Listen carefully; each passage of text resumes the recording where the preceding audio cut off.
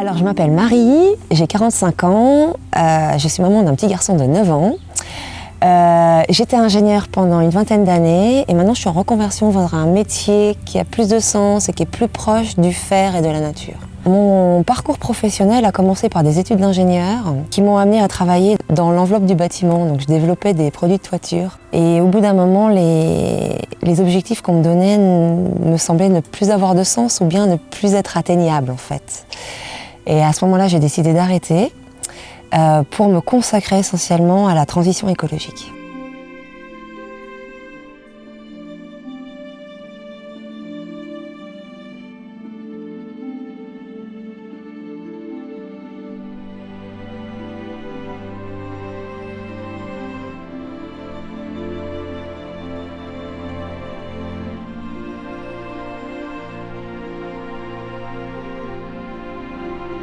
Alors, tout d'abord, j'apprécie Valérie et j'apprécie Daniel. Ce sont deux personnes extraordinaires, avec une énergie incroyable, un parcours incroyable.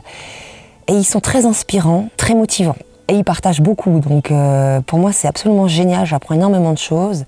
J'ai choisi cet endroit parce qu'en fait, au départ, j'ai l'intention de créer un écolieu. Et jusqu'à présent, je me suis pas mal développée au niveau de la permaculture. J'ai lancé un potager depuis 5 ans.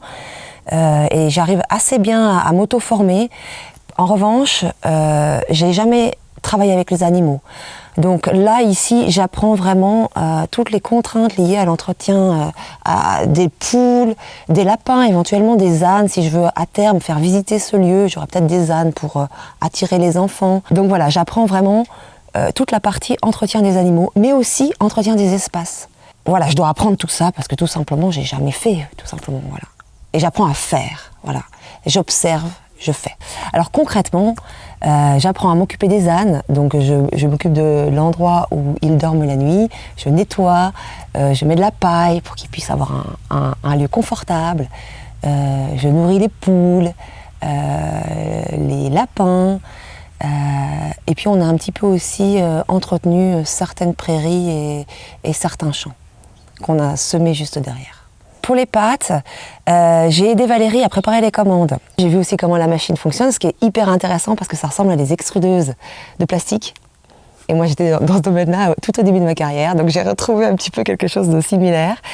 Et puis ensuite, les pâtes qu'on a mangées en plus ici, donc j'ai vu vraiment tout le chemin, vraiment du champ, de la terre, jusqu'à mon ventre. Et ça, c'est absolument passionnant.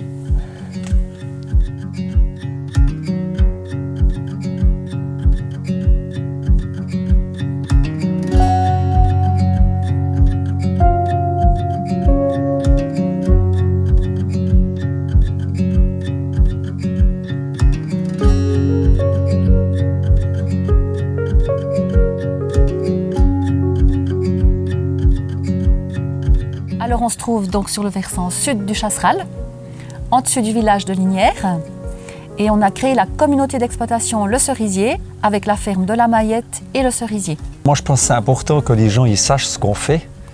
C'est important que les gens ils sachent comment est produite la nourriture, d'où elle vient, puis que notre outil de travail principal c'est le sol, enfin c'est le principal être vivant. Le premier être vivant dont on doit s'occuper sur une exploitation agricole, c'est le sol. Alors j'apprécie accueillir du monde à la ferme parce que c'est vrai montrer ce qu'on fait, parce qu'on est agriculteur, mais je pense qu'on est aussi passionné. Et puis j'aime transmettre cette passion. Et puis dans l'agriculture, moi ce que j'aime aussi, c'est que c'est pas juste de l'agriculture et on dompte la nature, mais on fait avec. On fait surtout en bio, surtout en montagne. Et puis j'aime cet aspect-là, aussi montrer qu'on peut élever des animaux, faire de la viande, produire de la viande, mais dans le respect de l'animal, et puis montrer qu'on peut aimer nos animaux. Ça c'est important, je pense que ça devrait être plus partout comme ça. Et puis après il y a le fait que quand on est agriculteur, on est attaché à nos bêtes, à notre lieu, et c'est un fait qu'on bouge moins que les autres personnes, et du coup d'accueillir du monde, c'est chaque fois une ouverture en fait sur un autre monde. Et il y a des échanges, mais ça va dans les deux sens. Et ça c'est quelque chose que j'apprécie énormément.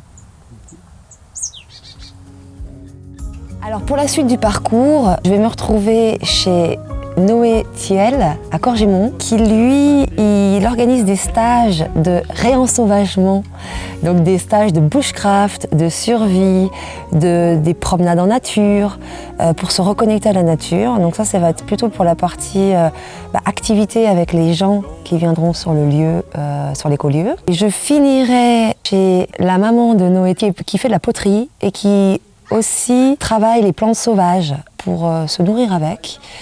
Donc je vais apprendre à la fois la poterie et à la fois l'utilisation des plantes sauvages.